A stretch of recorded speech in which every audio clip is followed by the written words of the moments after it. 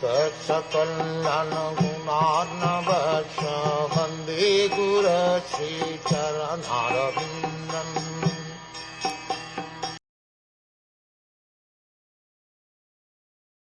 Thereafter the personality of Godhead glanced over the sky, partly mixed with eternal time and external energy, and thus developed the touch sensation from which the air in the sky was produced.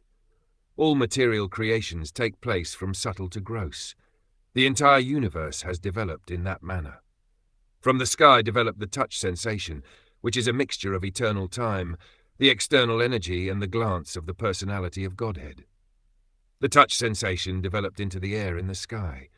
Similarly, all other gross matter also developed from subtle to gross. Sound developed into sky, touch developed into air, form developed into fire, taste developed into water, and smell developed into earth.